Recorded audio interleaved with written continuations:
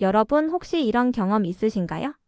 퇴근길 지하철에서 집에 돌아와 저녁을 먹으면서도 센터 아이 생각이 계속 떠오르는 거요.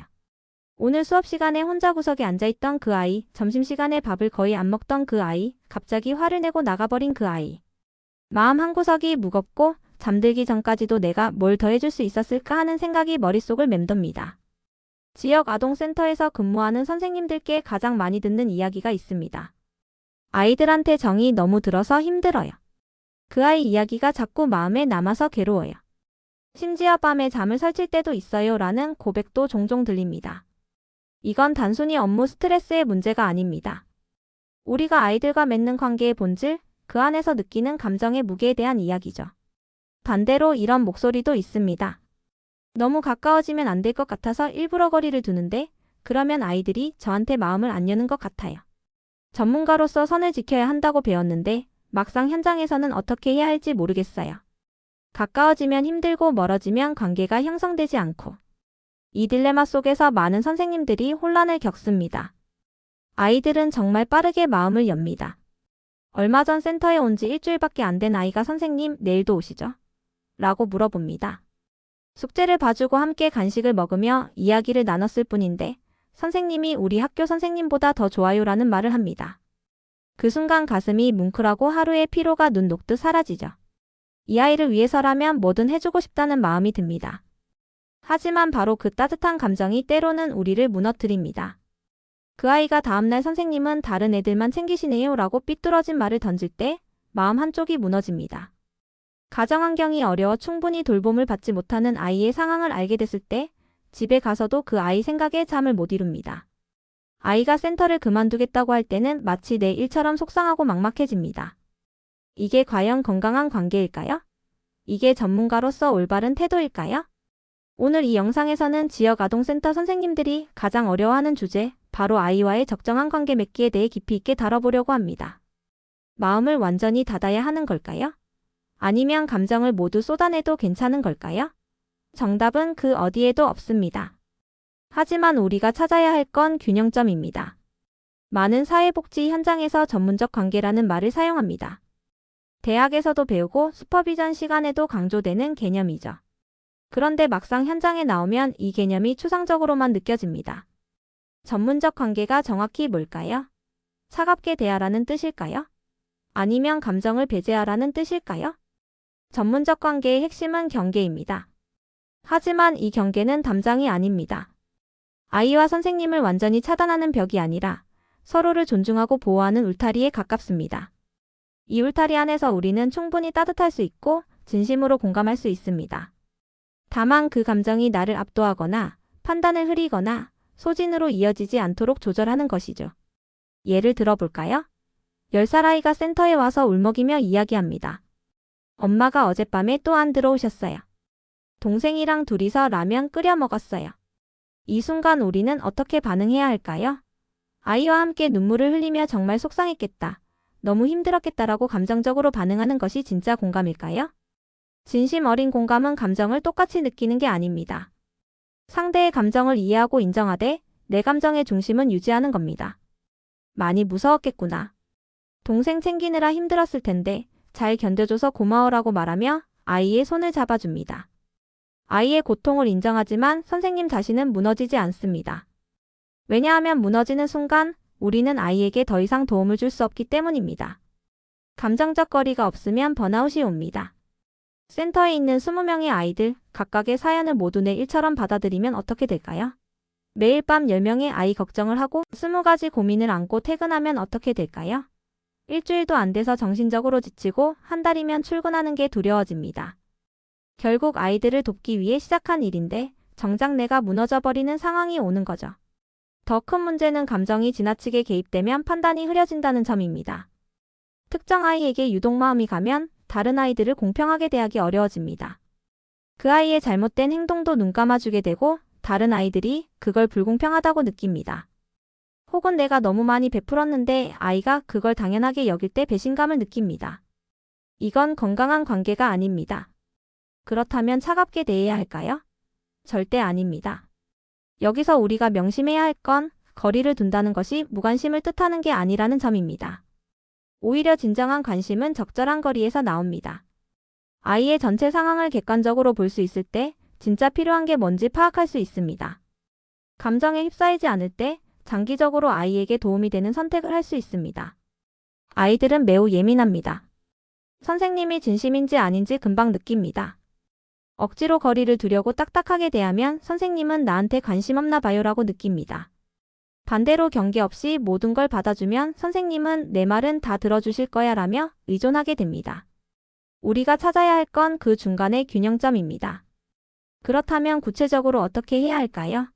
일상에서 바로 적용할 수 있는 실전 방법들을 살펴보겠습니다. 첫 번째, 언어 사용을 의식하세요. 아이가 힘든 상황을 이야기할 때 그랬구나, 많이 힘들었겠다라고 말합니다. 여기에 나도 너무 속상하네 선생님도 같이 화가 나라는 말을 덧붙이지 않습니다.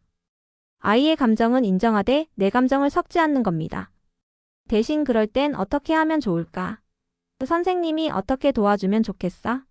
라고 물어보며 해결 방향으로 대화를 이끕니다. 두 번째, 물리적 경계를 명확히 하세요. 아이들은 선생님에게 스킨십을 시도합니다. 안아달라고 하거나 손을 잡으려 하거나 무릎에 앉으려고 합니다. 이때 무조건 거부할 필요는 없지만 상황에 맞는 적절한 선을 정해야 합니다. 안아주는 건 괜찮지만 무릎에 앉는 건 너무 크니까 옆에 앉아 같은 식으로 대안을 제시합니다. 일관성이 중요합니다. 기분에 따라 오늘은 허용하고 내일은 안 된다고 하면 아이들은 혼란스러워합니다. 세 번째, 시간 경계를 지키세요. 퇴근 시간 이후나 주말에 아이들에게서 연락이 올 때가 있습니다. 카카오톡으로 선생님 뭐해요? 내일 센터 가요?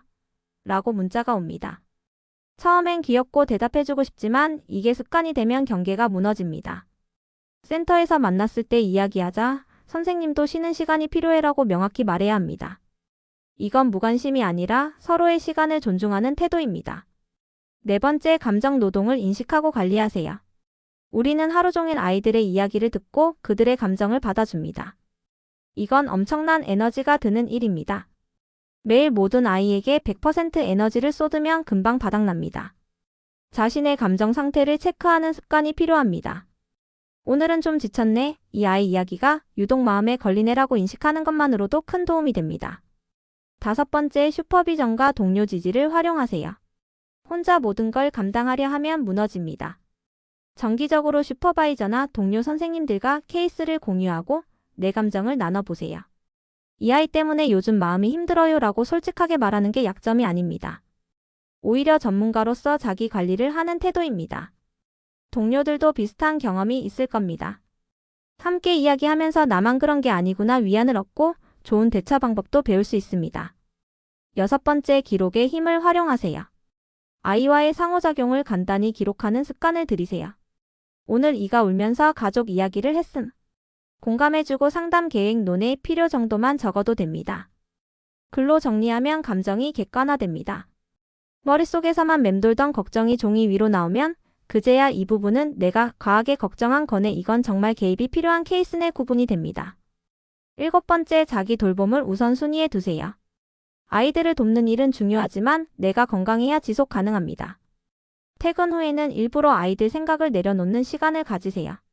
취미 생활을 하거나 운동을 하거나 친구들을 만나면서 나를 재충전하는 시간이 꼭 필요합니다. 내가 행복해야 아이들에게도 좋은 에너지를 줄 수 있다는 걸 기억하세요. 마지막으로 완벽을 추구하지 마세요. 우리는 슈퍼히어로가 아닙니다. 모든 아이의 문제를 다 해결해 줄 수 없고 때로는 실수도 합니다. 어떤 날은 인내심이 부족해서 아이에게 짜증을 낼 수도 있고 중요한 신호를 놓칠 수도 있습니다. 그럴 때 자책하기보다는 다음엔 더 잘하면 되지라고 스스로를 격려하세요. 완벽한 선생님보다 꾸준히 성장하는 선생님이 더 가치 있습니다. 적절한 관계 설정은 아이에게도 선생님에게도 성장의 기회가 됩니다. 아이들은 건강한 경계를 경험하면서 배웁니다. 선생님이 모든 걸 다 들어주지 않아도 자신을 소중히 여긴다는 걸 느낍니다. 거절당해도 관계가 끊어지지 않는다는 것, 시간 약속을 지키는 게 상호 존중이라는 것, 다른 사람도 쉴 권리가 있다는 것을 자연스럽게 체득합니다. 이건 아이의 사회성 발달에 큰 도움이 됩니다. 의존적이지 않은 관계에서 아이들은 진짜 자립심을 키웁니다. 선생님이 모든 문제를 해결해주는 게 아니라 내가 어떻게 하고 싶어? 내 생각은 어때? 라고 물으면 아이들은 스스로 생각하는 힘을 기릅니다. 처음엔 서툴지만 점차 자기 의견을 말하고 작은 문제들을 스스로 해결하는 모습을 보게 됩니다. 이게 진짜 돌봄입니다. 물고기를 잡아주는 게 아니라 낚시하는 법을 가르치는 것이죠. 선생님 입장에서도 건강한 거리는 오래 일할 수 있는 비결입니다. 번아웃 없이 10년, 20년 현장에서 일하는 선배들을 보면 공통점이 있습니다. 아이들을 진심으로 사랑하지만 자신의 한계를 명확히 압니다. 도울 수 있는 부분과 없는 부분을 구분하고 시스템의 도움을 적극 활용합니다. 혼자 모든 걸 책임지려 하지 않습니다.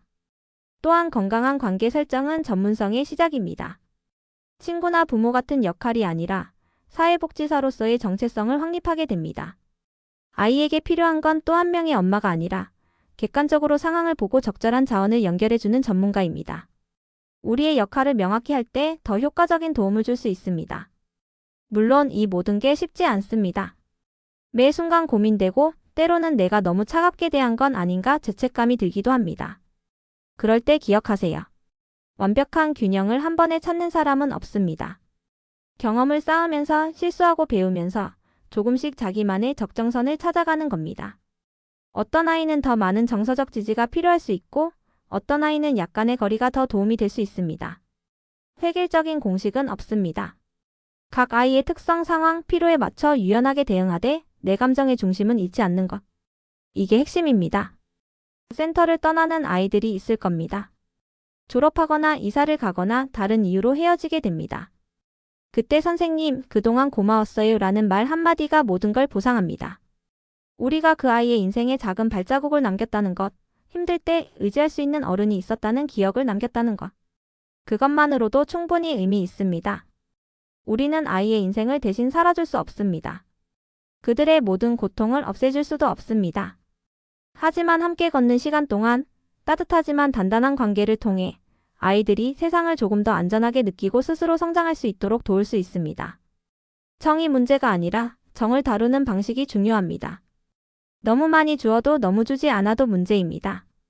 그 중간의 균형점, 따뜻한 존중과 전문적 경계가 공존하는 지점. 그곳에서 아이와 선생님 모두 건강하게 성장할 수 있습니다. 오늘 퇴근하시면 잠시 자신을 돌아보는 시간을 가져보세요. 최근 유독 마음에 걸리는 아이가 있나요? 감정적으로 힘들었던 순간이 있었나요? 그게 잘못된 게 아닙니다. 다만 이제 조금씩 건강한 방식으로 조절해 나가면 됩니다. 여러분은 이미 충분히 잘하고 계십니다.